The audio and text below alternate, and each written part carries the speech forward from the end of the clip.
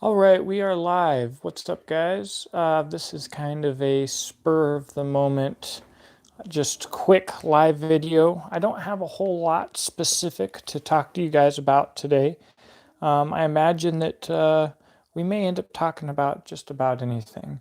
But I realized that since I've been on vacation and since I've been very busy, that I haven't had an opportunity to go live with you guys, and this is kind of a thing that I like to do, so I realized it's Friday night, and we should probably do Friday nights with Jake.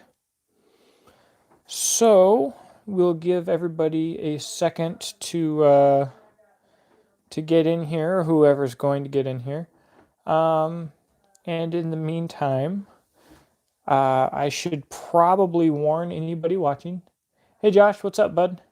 Warn anybody watching that if you're not here to watch a live video, then you should probably click away now. But there are exciting things coming up. I did order my, I'm working with Deadfoot Arms. What's the good topic? Joshua, there's no specific topic. I am going to talk about that Deadfoot Arms and a couple other little things, but basically the topic's just going to be a quick update.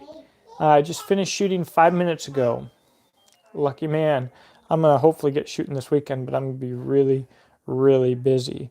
But I did get that Deadfoot Arms. I'm working with them on the new SCW 2.5. If you've been following the channel, I have a Leo takedown kit that will allow me to disassemble the barrel off of my AR quickly without tools and easily and reassemble, which means that when I take the barrel off, I can leave the upper on, and the length of the barrel, the length of the weapon broken down will not be the upper plus the barrel. It will just be the upper and lower pistol grip, buffer tube assembly, and the barrel. It's much shorter configuration. And with the Deadfoot Arms, why it's unique and special, their new SCW 2.5 is a pistol brace or buttstock where they have a modified cycle system where the BCG, the bolt carrier group, is modified, and the buffer assembly is modified, and there's a custom buffer tube that only extends out past the upper receiver, well, technically the lower receiver, 2.5 inches.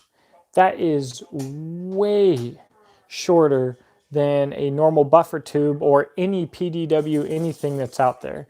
It's very exciting. What's going to allow me to do is, what's up, Jeremy? And hey, Jack. Jerry Mikulek asked, how well does it cycle? I don't know yet. So the whole system has not been released yet. They're going to start shipping out December 12th. From what I've heard, they cycle flawlessly. They send all they have 2 different springs that you can use, a blue and a red. And between those 2, you're supposed to have it where you can tune it for just about anything. But they've been running, I believe, full auto and suppressed 10.3 uppers, no problem, with takedown units. It's supposed to run very well. And again, allow you to break down a full-size fighting rifle into a very small space of only 11.5 inches in length, which is incredible. So that's something I'm working on. That, hey Ben, that has not come in yet. But it is paid for, and I'm very excited to be working with them. Let's see here. I'm shipping out my Adventure Craft knives shortly. A lot of them are going out today.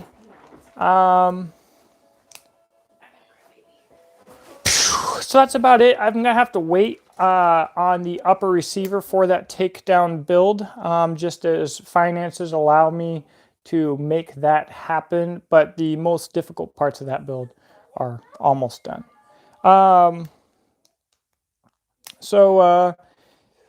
We can talk about anything that you guys want to talk about. Obviously, a lot is going on right now in Kentucky and in Virginia politically. I've got some knife stuff going on besides my Adventure Craft shipping out that's exciting that I'll get to. I can talk about this vacation that just popped up here if you guys like, or we can talk further about my A Call to Patriots series, dealing with absolute budget ARs and this takedown ultimately. We're kind of an open book tonight. Usually I'm a little bit more structured, but usually I have a plan, and I'm still just getting in the swing of things from this vacation. One thing that I want to brag on a little bit. If you follow me on Instagram, which I hope that you do. Oh, we are going to talk about the GunDS Awards. And by the way, Jerry Mikulik, if you are still watching, I did vote for you for Best Shooter, for whatever that's worth. Come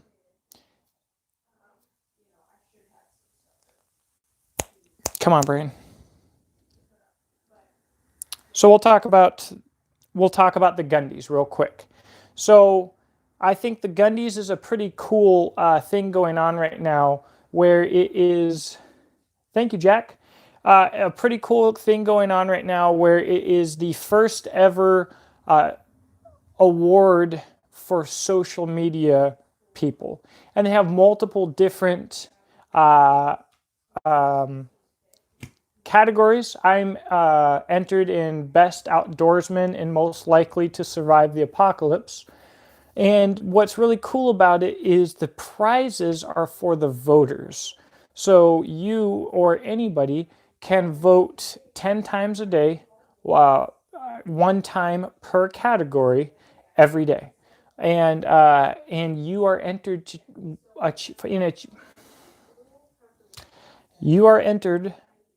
to win products from whatever sponsor sponsored the category in question.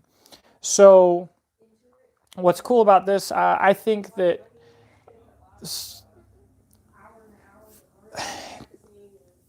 the people who make this social media person thing possible are the viewers.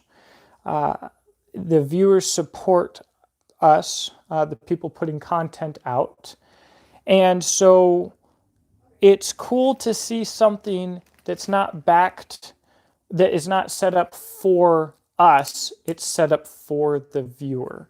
And because the viewer really makes it possible. And so I think I'm really excited about it. Let's see, American Gun Chick is on there. I voted for her. Like I said, I voted for Jerry Mikulik. I voted for Military Arms Channel.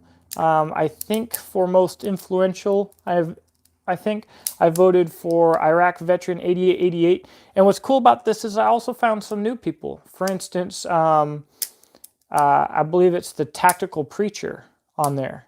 Voted for him, checked out his social media and stuff because I didn't know who to vote for in his segment.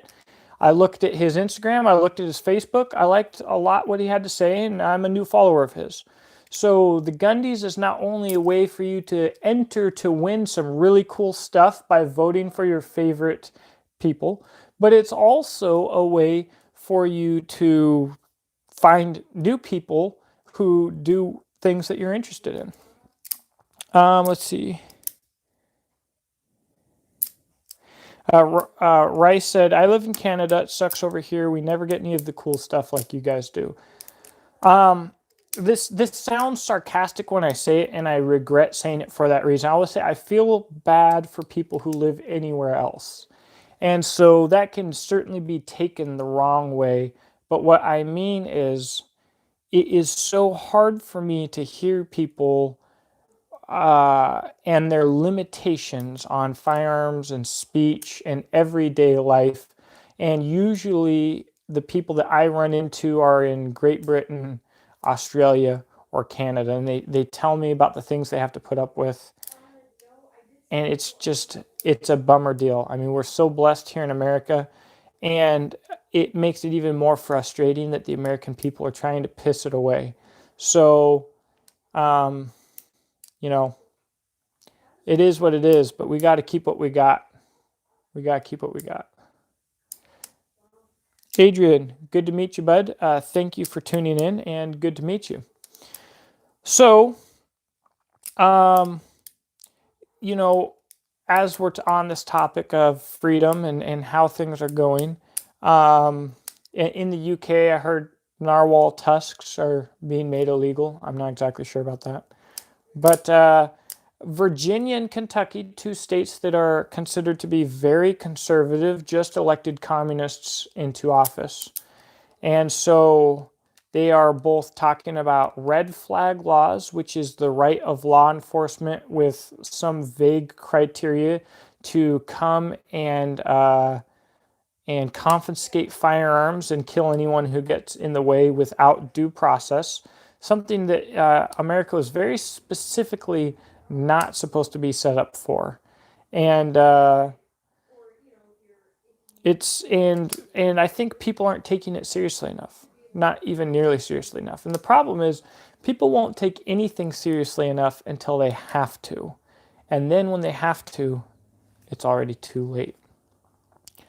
Rice mentioned he can't even carry a Leatherman in the UK.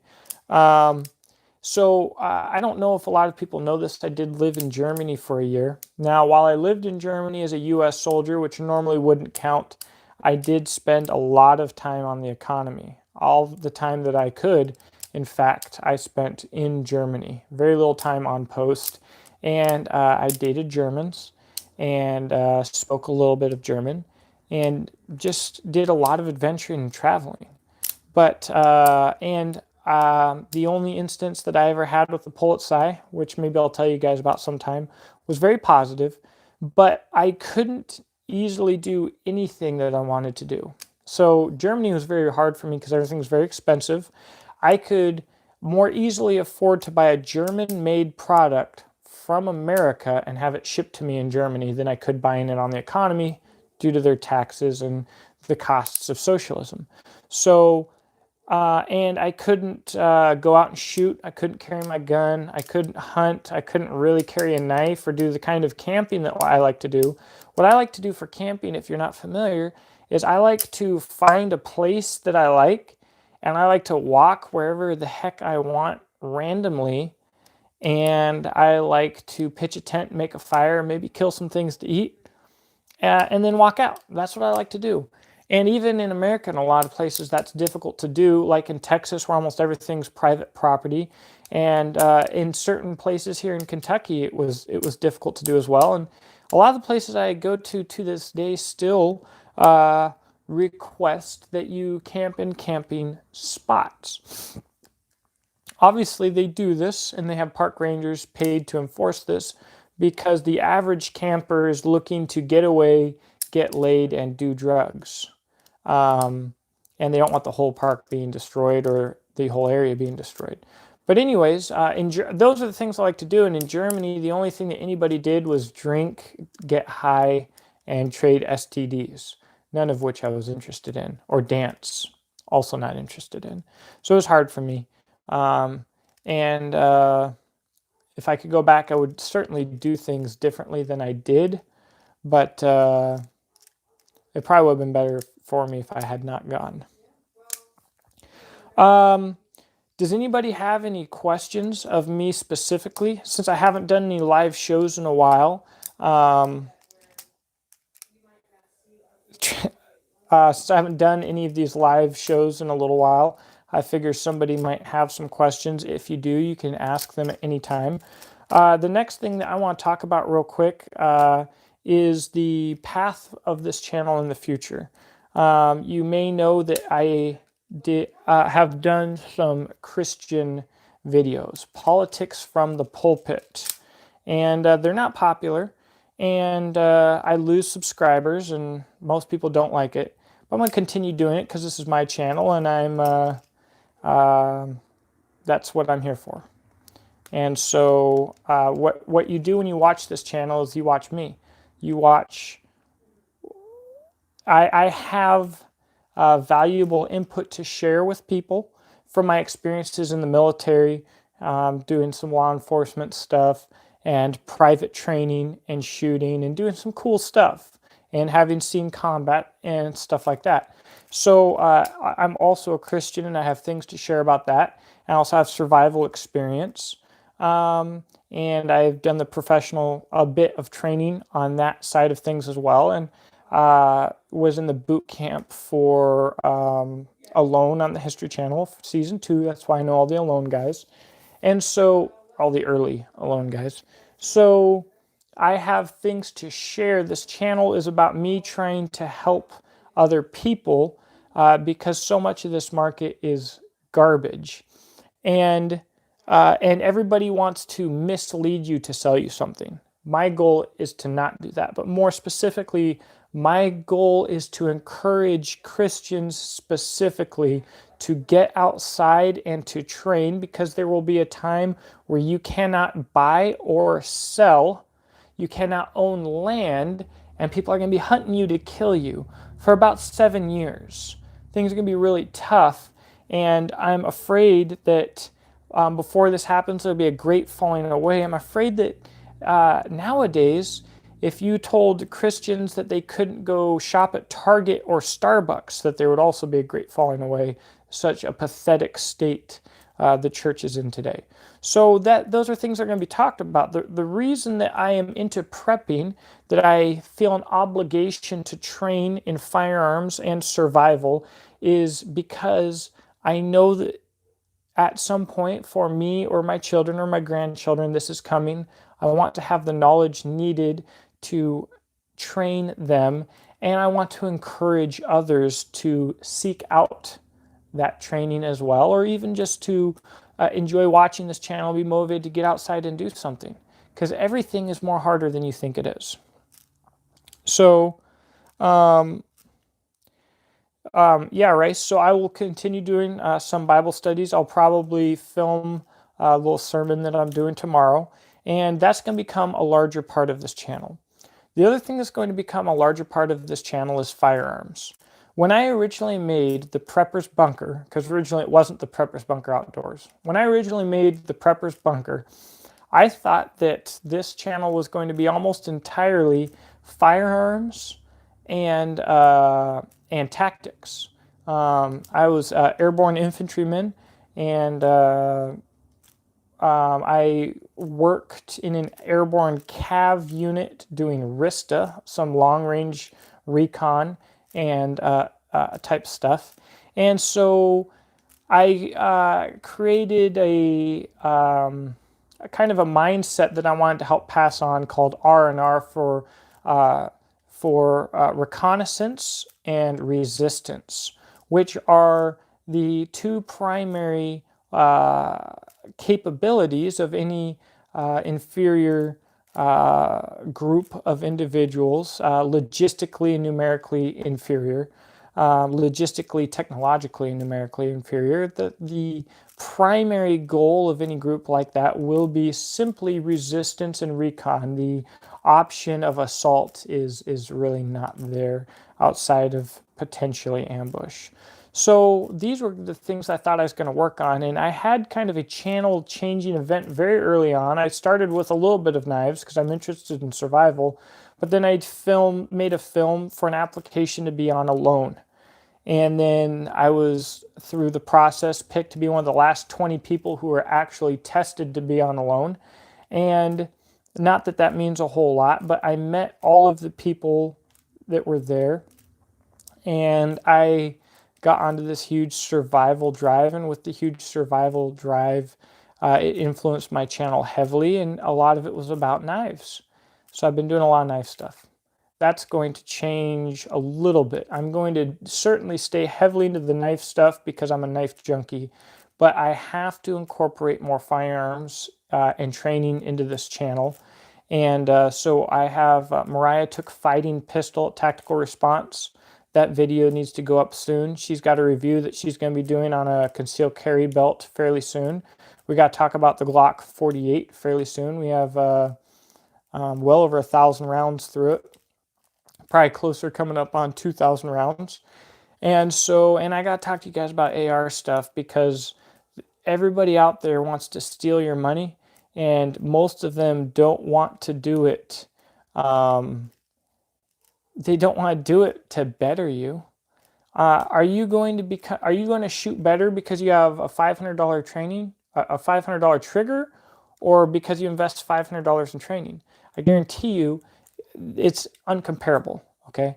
So, but the industry exists because of the modularity of the AR platform and how easy it is to make all kinds of different components for it.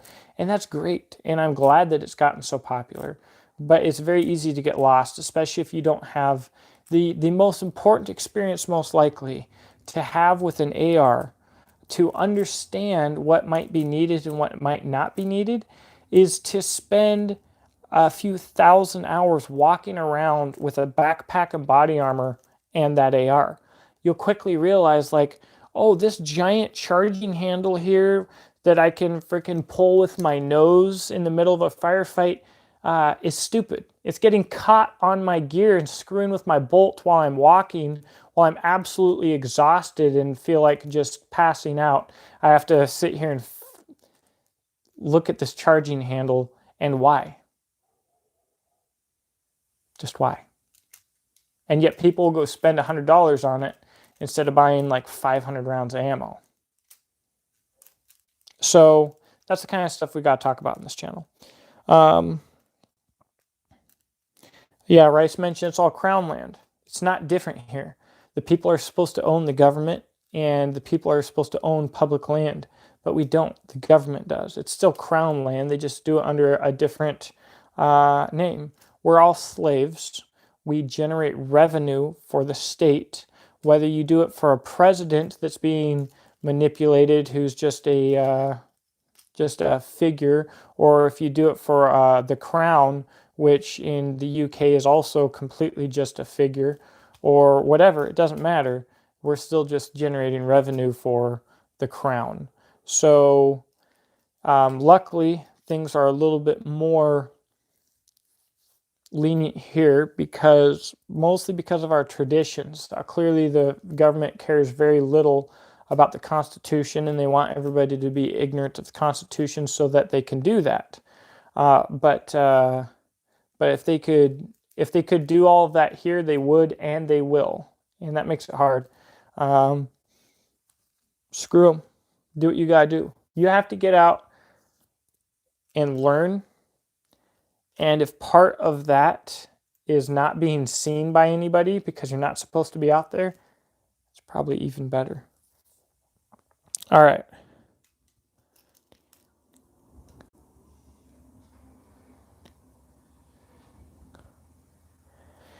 Bob Loblaw asked, do you have the kind of car HT that goes ticka, ticka, ticka, ticka, ticka? You'll have to clarify. I don't know what you're talking about. Rice, that is why knowing and having a relationship with Christ is important. You are on the money. So, I want to take this opportunity to brag on somebody real quick. I've got a friend, Aaron Seinbrandt, who does custom leather work. NC Custom Leather. Please check him out on Instagram and Facebook if you have it. And he does amazing leather work. I showed off on my knife page, Exodus Knife and Tool today, a custom sheath that he did for me. It's way over the top, guys. Just absolutely beautiful. And so, all right. By Bob Loblaw, you're annoying. Enjoy. It's amazing. And that's packaged up, so I can't show that to you, but you might also be familiar. Recently, I reviewed these two knives from a company called Work Tough Gear. I love the knives. The attachment system for the belt, though, I wasn't a huge fan of. So thanks to my patrons, specifically Jack, it really meant a lot. I was able to send these to NC Custom Leather, and he made out of buffalo hide these custom danglers for him, which are amazing. Now, I should mention that Work Tough Gear has changed the design of their dangler to this nylon with a button here. It's very nice. So this is the Tayal or Tayal or Tayal. Yeah, I probably said it wrong, but very cool knife, very nice sheath, incredible sheath for a factory sheath. But anyways, so you can see here though, the quality of the work that Aaron does is just absolutely beautiful. So much attention to detail. And so guys, if you're, first off, if you're looking for custom leather, it's going to cost you. It's a lot of work to pay attention to detail like this, but I'm telling you, it's absolutely worth it if you can swing it. So if you're interested in that kind of thing, please check out NC Custom Leather, because he's a great guy, a great Christian guy, and he does great work. He's a mason outside of, a mason as in he works with masonry outside of doing leather.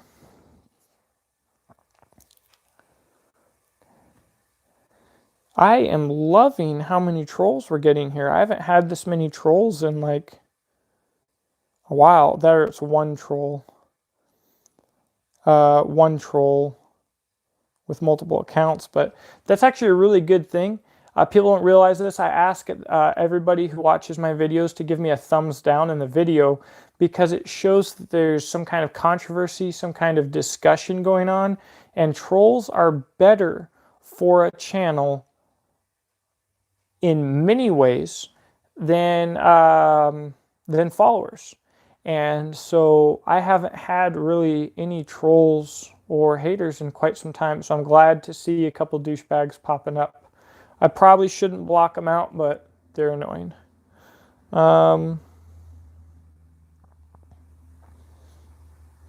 Rice mentioned that he can't get a Kydex sheath for an RD7. He needs to find someone who ships to Canada.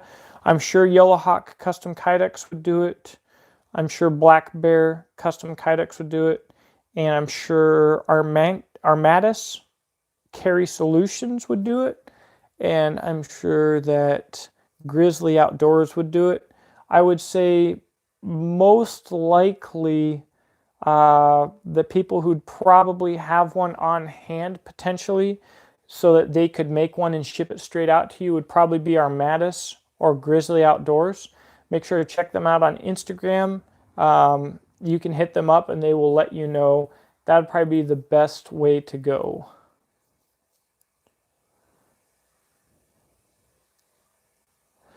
Jack mentioned leather lasts a long time. Good leather lasts a long time. We're in a, well, there's a lot of fake leather, but there's also a lot of really cheap, crappy leather. But yeah, if you go with someone like NC Custom Leather, this buffalo hide is going to last me a lifetime, you know, with minimal maintenance. And a lot of my leather guys, I don't oil my knives. I carry a high carbon steel knife basically every single day, everywhere. I wear it in the rain. I wear it when I'm working out, sweating, in the mud. And I don't oil my knives, and I don't have problems because I use them a lot. And for me, for a large portion of things, it's the same way with the leather. Now, leather you don't want to let dry out completely. You'd like to put some oil on there and stuff, but good quality leather is going to last you forever. So Rice, yeah, I think that Armatus Carry Solutions or Grizzly Outdoors might have an RD7 and be able to send you a Kydex sheath without you sending yours in. If I can think of any Kydex makers, I might post them on my Instagram. I might look for that for you.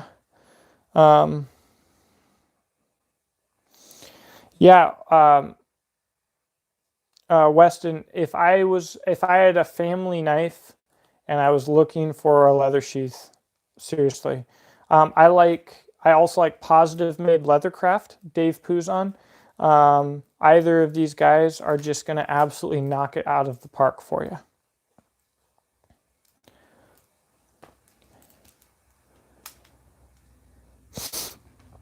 Rice, one person that you might want to know, I know Canada is absolutely massive, but in the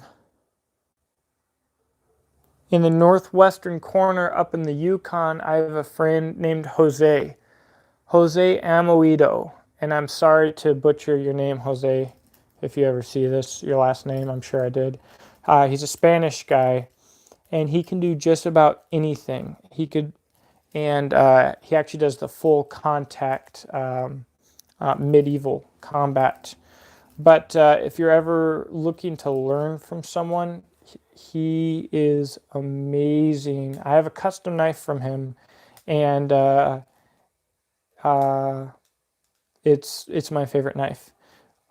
You're Spanish too. That's cool. So Jose was one of the King's Guard or something like that in Spain, and actually left, which I guess is a really big deal because I guess those guys are kind of like a lifelong appointment. And it's a position of honor that you don't leave. But Jose's just a wild man. Seriously, just a wild, wild guy. Just as cool as can be, and he loves knives. So cool guy to talk to. The other option could be making your own kydex, but I'm telling you right now, you're not going to save money. Because you're going to spend so much time learning it just to get a decent sheath. And for me, it led to a lot of frustration. I've made some decent kydex in my time.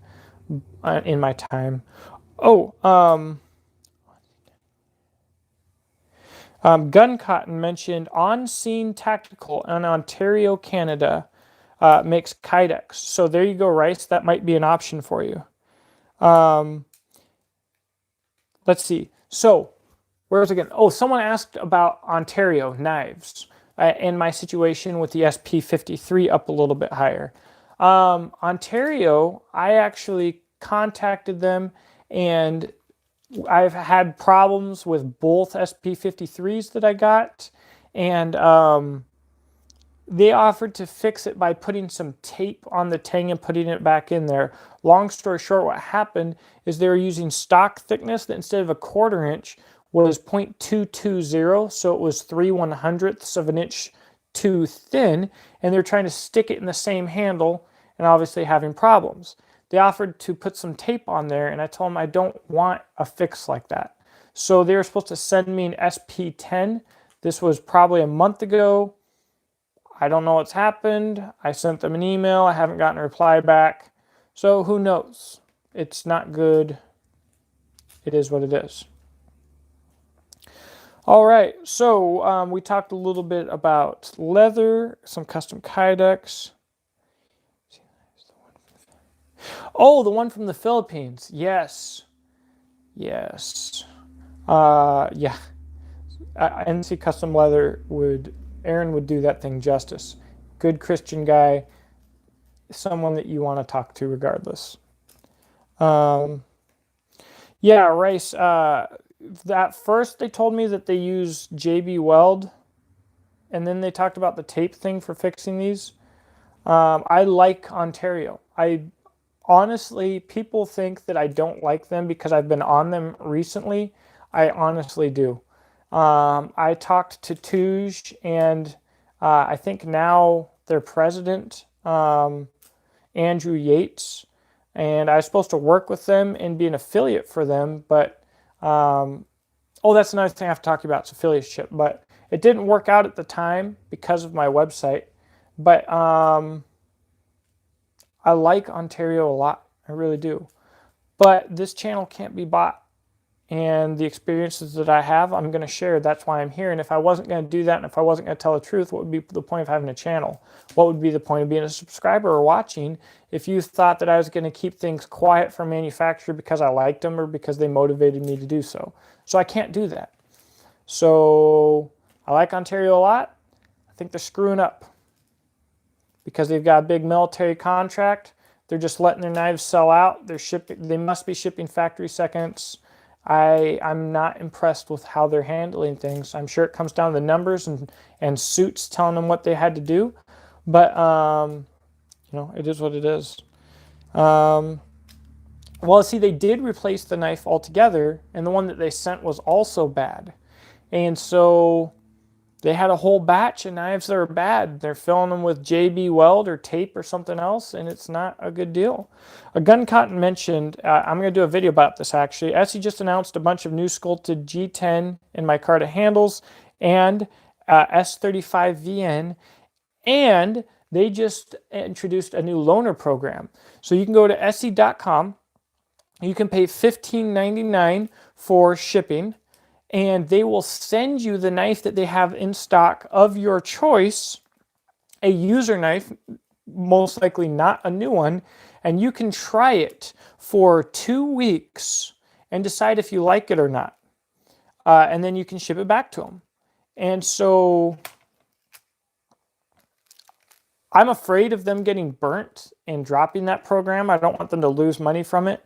I'm really hoping that people are cool enough and honorable enough to make that work. And I think that it's a game changer for the industry. Nobody else is doing anything like that. I think it's an amazing opportunity for people to get an ESEE in their hands and realize that the knives are as good as people say. They really are. The colors of the new handles are just awesome. Yeah, Weston, we do have a family knife. It wasn't necessarily passed down to me, but now that it's been made and stuff like that, yeah, that's certainly a family knife. And I'm just so glad that we were able to put that together, and I'm able to send that off to my dad. It's really cool. And it's serial number 1. You guys might not know this. When I met Mariah, and before I started doing all this while I was in the military, I was really into longboard skateboards. And I thought when I got out of the military that I was going to make longboard skateboards for a living. I had a 12-ton longboard press, and I made multiple longboards. Pretty crazy. And of course, I think the first board that I made went to my dad. I was pretty much send him the first of whatever I kind of do. So that was really cool to give him serial number 1 Adventure Craft and finally have it done, and it's going out to him tomorrow morning. It's amazing. It's an amazing feeling to finally have that thing finished and going out.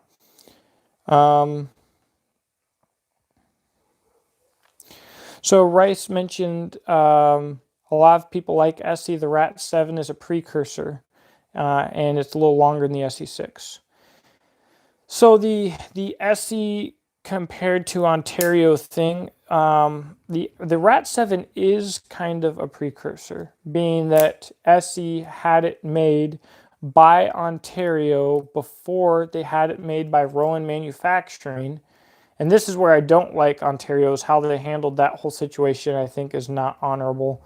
They kept Randall Adventure Training's name. Jeff Randall, one of the owners of ESEE, they own his name.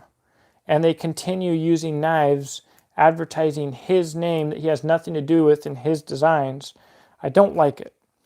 And so the Rat 7 is kind of the predecessor of the SE6.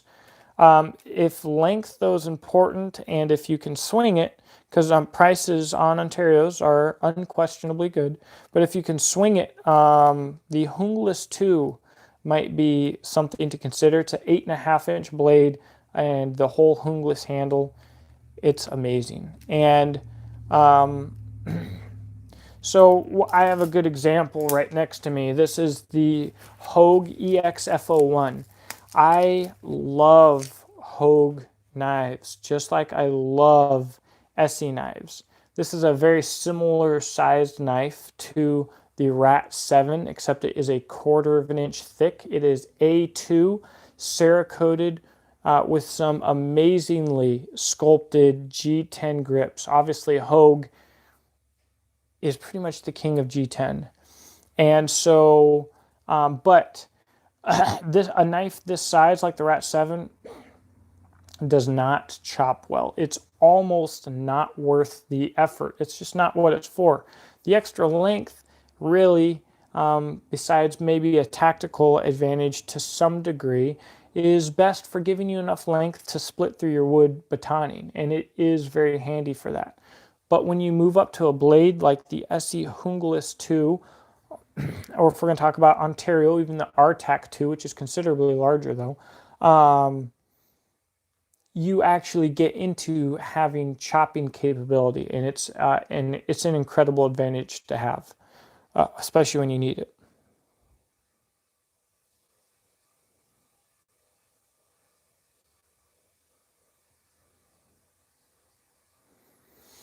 The old OKC Rat 7 in D2 steel. That's pretty neat. I hate D2, but a lot of the old Rat knives were D2. I have an old Rat 3 that was actually given to me by my friend David, and I really like that knife. It's a Rat 3 clip point, which is pretty neat and a little bit dangerous, but it is 1095. The old Rat knives are cool because they've become a unique niche in knife history.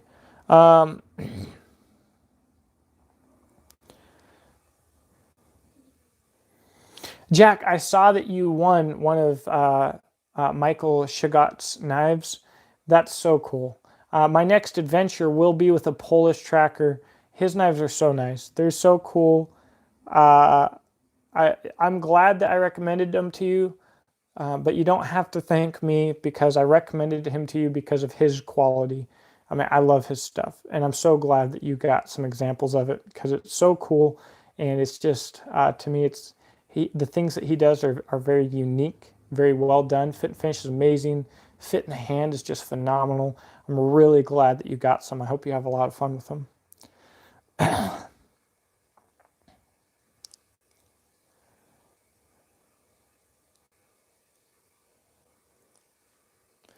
Yeah, so the old Rat knives, it used to be a deal between Ontario and Essie. There's no bad blood from that era. It's after the split where you start seeing some issues and it gets a little bit complicated, I think. I'm not exactly sure. Jeff Smith asked how I felt about Bark River knives. I think that Bark River Knives is an incredibly important part of the American knife industry. I think they've opened a lot of doors for custom knife makers and premium production knife makers and premium production and premium and production American knives in general. Um, they do a huge amount of stuff. They have an amazing warranty. Some of them I don't like the handle so much on. Um, the largest Bravo, I feel like the handle, they keep the same handle on them, and I feel like the handle's a little bit too small. They have such a vast variety of knives, though, that there's something for just about everyone. I've liked them well enough when I've used them. I had a mini Fox River. I had an Ambush that I really liked. It was really nice.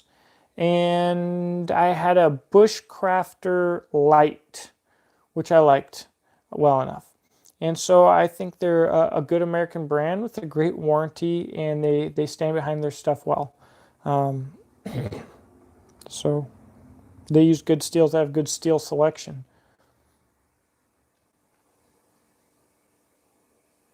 The old RTAC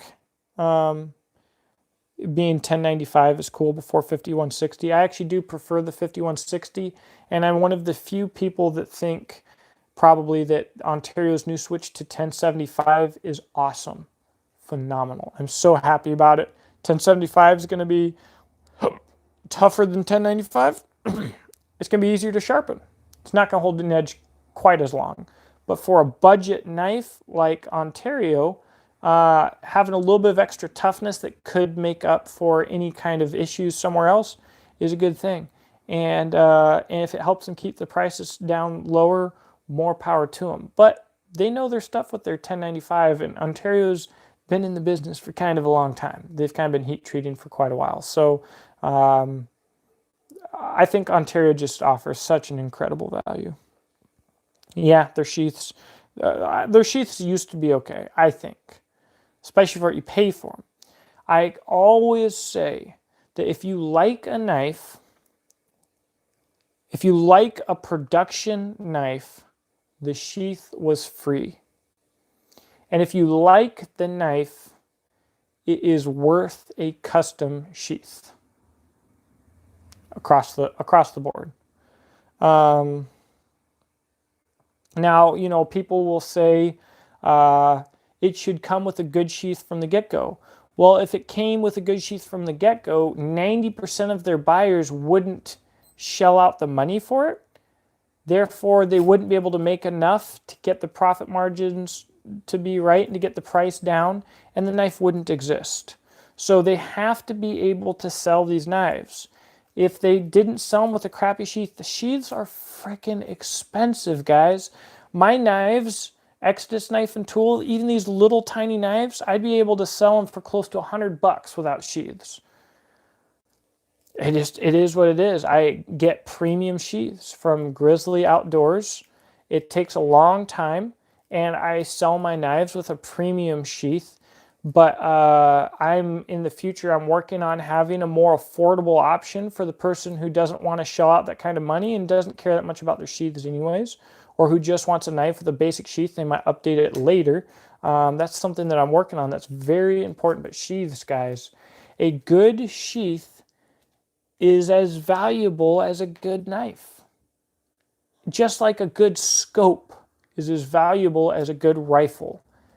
But it's hard for people to spend that much money because it's not as fun. And so the way that free market works is you get what you deserve as a whole. The knife community doesn't deserve every knife to come with a premium sheath, which would drive all the sheath prices down and be great for everybody, because that's not what most people are into, and they're not educated enough to desire that. So what we get is what we get. It's not the end of the world, because it still means that the knife that we got was incredibly affordable. 182 is steep for an RD7, but I will say that it's a very practical knife. If you didn't know, TKC makes custom scales for the RD series. I've heard that it's amazing. Highland Special. I'm not familiar with the Highland Special model, but I bet it is a neat little knife. I mean, they make just so much neat stuff. Jeff mentioned that he's never owned an SE. Across the board, I don't like to say mean things across the board. I would say that if you've never owned an SE, that you should. I would say the SE CR 2.5 because it's very affordable and amazing, or the SE PR4 because, again, it's affordable and amazing. I love the PR4. Either one of those knives, get it in your hand, see what SE's about. They're affordable, and you will, without a lot of difficulty in obtaining them, you will see what's what. They're so good. I still want an RD9 as well. Yeah, and with the warranty, you just can't go wrong.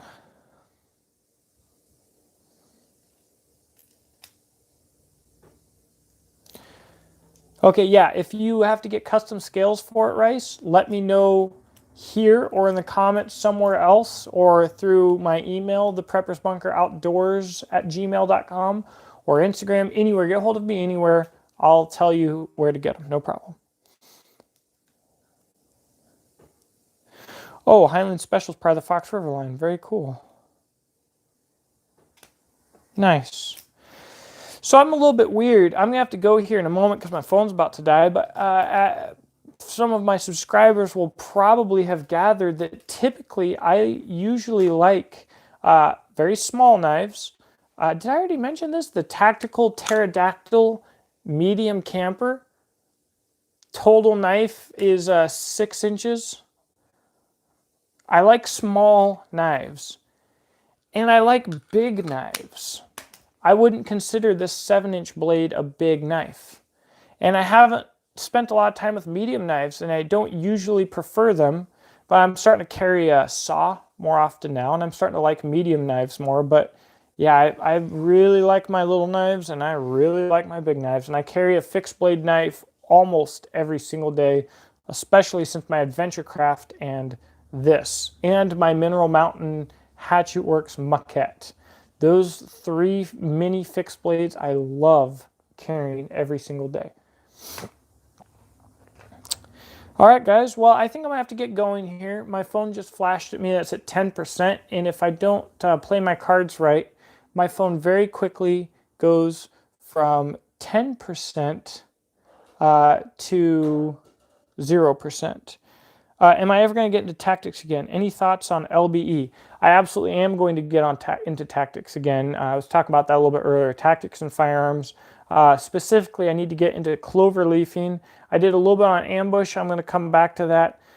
Tactics are easier when you have other people, and I almost never have other people, but I am going to get into it. And mentality. I need to get back into the R&R series. That is resistance and reconnaissance. That is my concept of what is pertinent for civilians to understand.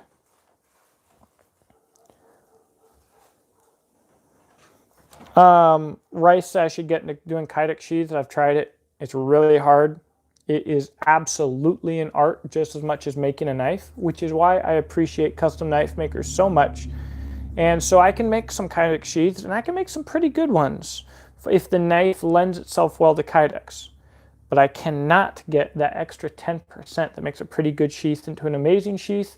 And if the knife does not lend itself well to kydex, like my adventure craft is a little bit difficult to do, I tried making sheaths for that thing so many times and just epically failed. So sheath making is not my calling. I don't really have the time. I need to find something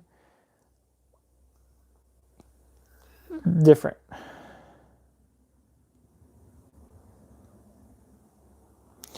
All right, guys. Snado, my pleasure. I appreciate everybody being here, especially on short notice. It's really cool. Jerry Mikulik stopped by. I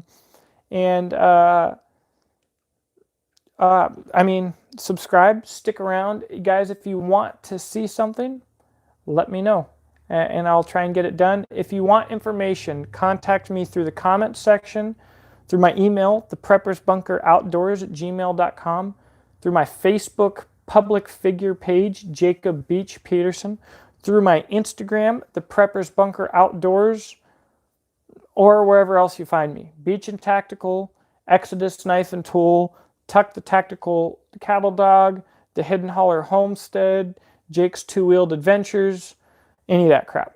Hit me up. Freaking we'll talk. That's what I like doing. So appreciate you again. I hope that you have a blessed evening and a great weekend. Thank you.